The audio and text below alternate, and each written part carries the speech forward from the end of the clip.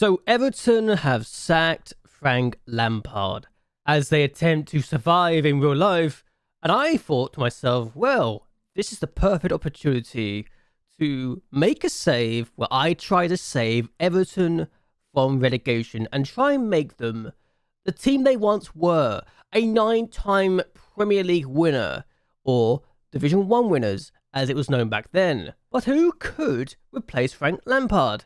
Well, I've enlisted the help of a Northern Irish international called Tom West.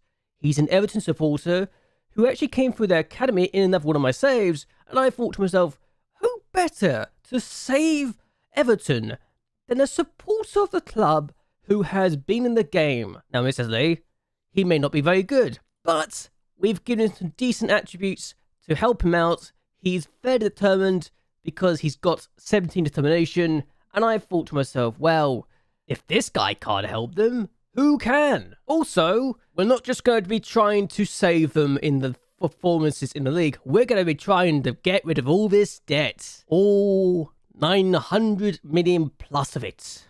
It is going to be quite the challenge. If we can get rid of all of it, then we've done quite well for ourselves. Admittedly, we are paying about £3.3 million of it per month right now, and there's also transfer debt which needs to be paid off for signs that made in the past. But whether or not we could do it, I don't know yet. And the tactic is going to be this. It feels familiar, but we're going to build the squad from here and see what we can do with it. And if we find that we've got good players or not, we don't know. But looking at the squad we currently have right now, I have to look at what is available without injuries. And currently, if we don't include the players who are injured, we've got this kind of team. Pickford has to be the number one goalkeeper. England international, yet he's only a decent Premier League goalkeeper.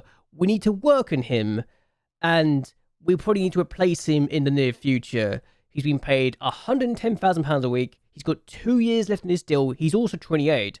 Am I really going to have to rely on Pickford to propel us forward, or do I need to get a replacement for him sooner rather than later? That is the question. Nathan Patterson is currently the best option for the right back position if you don't include Godfrey and Holgate, and given that Holgate is more no-nonsense than wing back, which is what I'm looking for, I'm not going to rely on Holgate right now. He's also tries to play his way out of trouble, which he's not very good at. He's also only a leading player of the Championship, according to our backroom staff, who could be better and better. The fact he's been paid 73 grand a week is ridiculous to me. So yes, Nathan Patterson will be starting as our right back. He's already a fullback on attack, so making him a wing back on attack should not be the major concern. He can also play further forward if we need him to, so we've got options either way, to say the least, with him. The fact he's only 20 and we signed him from Rangers adds to the pedigree. Is he worth the £12 million right now? No, not really. But could he be worth the £12 million in the future? Yes, he could. We just need to make sure he develops. He's currently just a Championship player, but I think he could be a Premier League player in the future if we give him the game time he needs, which we definitely plan on doing. So Connor Cody is one of two centre-backs we'll be using. I could use him as a centre-back normally, but I might actually use him as a ball-playing defender. Now, he tries long-range passes, which absolutely makes this worthwhile in that regards, but he's also consistent, likes big matches, and it makes sense that we could use him. He's a decent player for this division, but is he amazing? Maybe not. He's also just on a loan for a season, so we've got options here either way. We can buy him for 4.5 million in the future. Whether or not I do that, I don't know, but we're paying 60 grand for this guy. I'm going to utilise him for what he's worth. James Tarkowski is also a centre-back that's here, who I'm also going to be playing as a ball-playing defender. He's got the attributes for the role. He's been paid too much money. I will say it here now. And he's on a 4-year deal, which means he'll be 33 by the time his contract expires and finishes. He does like to play his way out of trouble, though, and dwells on the ball, which could be a problem. And likes to run with the ball through the centre and try long-range passes. A lot of defenders here like long-range passes. It's a very interesting situation, but hopefully we won't be losing too much sleep with this guy. He's also only a decent player for this division. Likes big matches though, and is consistent, so we can utilise him for now. But we have another scenario here. We've got the left back in Michaelenko, who can be good. He's 23, international for Ukraine, is a leading player for the Championship, but loves big matches, is consistent, and has potential to be a good player for this division. So, given game time, he'll develop. That's the plan with him.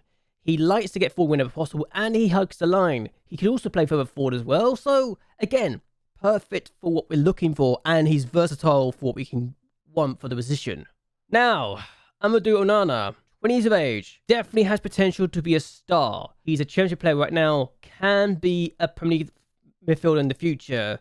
But do I make him a centre midfielder, or do I make him a DM who could play as a deep line playmaker? That's the question. Is he a deep line playmaker, Mazzala on support, or box to box? I don't see box to box for a few reasons, but Mazzala could be quite good. However, I think for now we might need to use him as a deep line playmaker. He's got the attributes needed for it, and it just makes sense. He's also got a lot of value, so if for whatever reason something happens, we can sell him for big money in the future, I like to think. He's also young. Idrissa Gueye is back from PSG. Having left Everton for PSG in the past, this guy's got a lot of ability as a ball-winning midfielder. But I think playing him further forward as a box-to-box is the thing I'm going to try and do for now. Is he perfect for the role? Not really, but I think he's got a lot of attributes we're looking for, and he can be very, very good up front and further forward. He is being paid a bit too much money and is on a 2-year deal, so I could probably see myself selling him. He did come in for 1.7 million, so if we can make a sale of 10 to 15 million for this guy in the next year or so, I think we'll be good with that. I think we made a good sell with this one. He's a good player for this division, very consistent, and likes big matches, so there's a lot of things to like. Whether or not he's the right person for what I want, remains to be seen, really. The Corway is another one of those players who is a bit on the Asian side, but can definitely be box-to-box. In fact, I might just make him the box-to-box in the team. Problem is, he's a leading player for the Championship, not for this division, and isn't going to get much better. So do I sell him now when he's already in the last year of his contract? That's the thing I need to figure out here, and I think we need to do that at some point in time. We're only going over the players that are currently fit for the team, not the best players at the squad. So Drake McNeil is one of those players that has a lot of potential, and I'm going to use him as an inverted winger on the right-hand side on attack. He is a leading Championship player, but could be a good Premier League winger. So I think we could utilize this guy quite well. Bought from Burnley for maybe a bit too much money, if I'm completely honest with you. But if we can sell him for between that value of 38 to 48 million, I think it'd be a good bit of business done. But he's got potential to be really good. He likes big matches, he's consistent, and he can play multiple roles. So there's versatility here. He could be good. Could also play as a striker if we wanted to, but I think inverted wing for now is the role for him in my team. Anthony Gordon, why he was subject to the money that he was by Chelsea in the summer, I don't know. But he does have potential to be good. He's also, I think, a leading Championship player right now, if not a good Championship player, but I'm going to be using him as my number one option on the left wing, as the inverted winger on support, because I think he can definitely grow into the role and has potential to do quite well. Whether or not we want to utilize him more, I don't know, but he's young. I feel like a lot of these players are young and have potential, but whether or not they can actually grow to potential or not, with the situation at hand, I don't know, but he could be good. He also has a cut inside from the left wing, so it makes perfect sense to make him an inverted winger from the left-hand side. Out of the players that are currently fit, Neil Maupay is the one for me right now that stands out. He isn't really good enough for the division, though, and leading Championship player right now could be, I was going to say he could be better, but he's only really playing close to potential. I think he's a number 2. He's like the rotation option for Calvert-Lewin when he comes back, and if that, he might need to be replaced anyway. We've just signed him for, God, £12 million? Really? If we can make a profit on that, then we've done good business, but the guy's not really good enough for what I'm looking for, so can we do more? He does get the crowd going, though, places shots, winds up opponents, does argue with officials, which is a bit annoying, but he does come deep to get the ball, so he could be useful for a build-up side of things and help his wide midfielders get into goal-scoring positions, but do I think he's perfect for the role? Not particularly, no. So, what do we do with Dele Alli? He's out on loan right now. Apparently, he's a decent Premier League player, but isn't going to get much better. This kid used to have the world at his feet, and now he's just dropped off considerably. It's not even funny. Do we want to keep this guy around? Is the question. Do we want to sell him now for the money he is valued at? Or do we just let's buy him for 6 million? Whether or not he gets sold, I don't know, but I don't see them paying that money when they're also in debt themselves, and I genuinely believe they are in debt here. But if we can get money for Ali, then hey, we've made some money, especially when we sign up for just a free transfer, so any profit's a good profit as far as I'm concerned with this guy. Calvert-Lewin, definitely a player that we should be building the team around when he's not injured. The fact he keeps on getting injured is annoying. He's a good Premier League player who should, on his day, be really good in front of goal. If we are forced to sell this guy for money, I would definitely be looking to get at least 30 to 40 million for him. And that's even if I consider the injury proneness he has. But whether or not he can do that, I don't know. But he's got potential to do more. He can be a good player. I could definitely see him being a 15, 20 goal season striker if he stays fit. But that's a big if. Ben Godfrey has potential to be good. Has a nasty injury to begin the save with. And he's a leading championship player. So he definitely could be a good Premier League player in the future. DM, no. Don't see it. Defender, yes, I can see it. Wingback? No, I don't see this wingback, honestly. But ball-playing defender, definitely could see it. He's got pace, though. If he can be back and is not injured all the time, he could be really, really useful. And I really wish he was not injured all the time.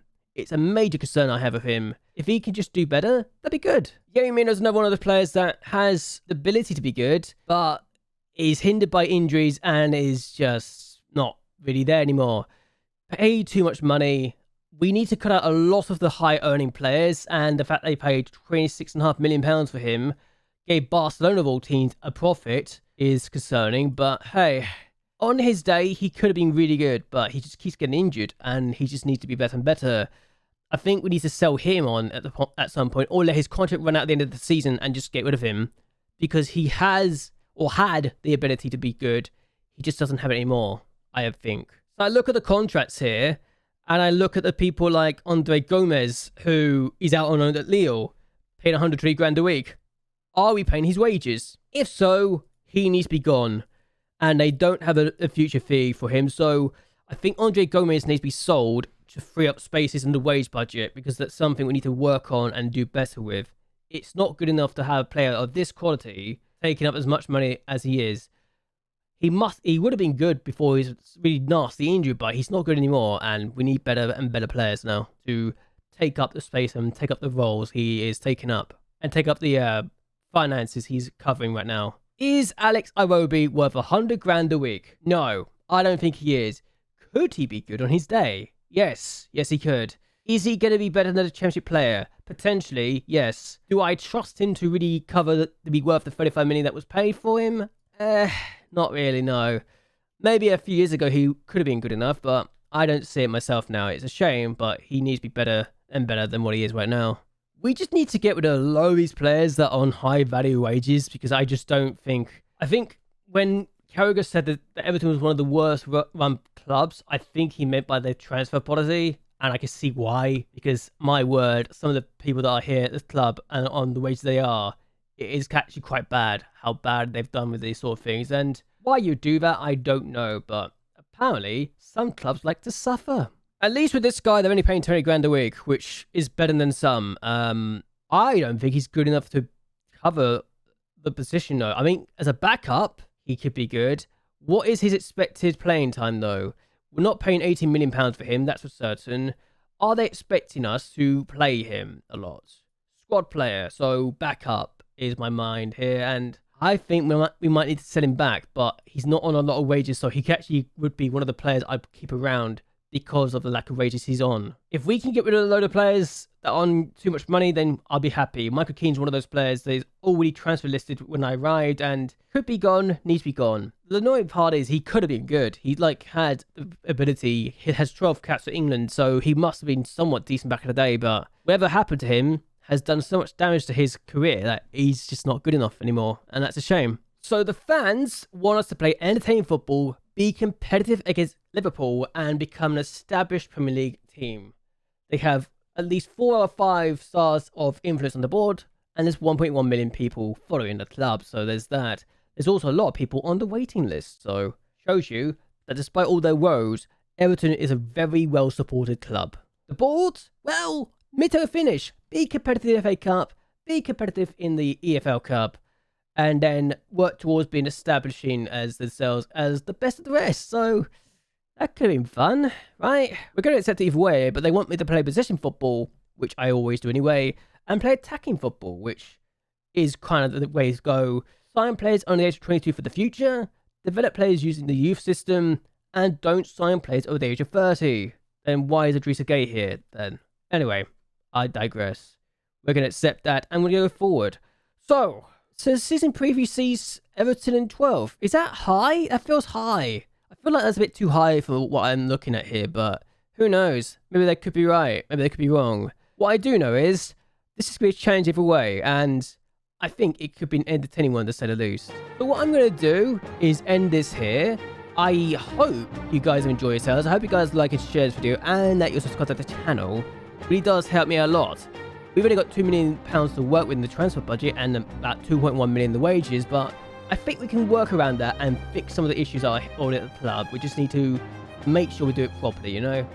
But let me know in the comments down below. What would you do to fix Everton's situation right now, and what would you do to try and get them away from the relegation fight? I want to hear your thoughts and opinions down below. But either way, until next time, goodbye, and well, good night.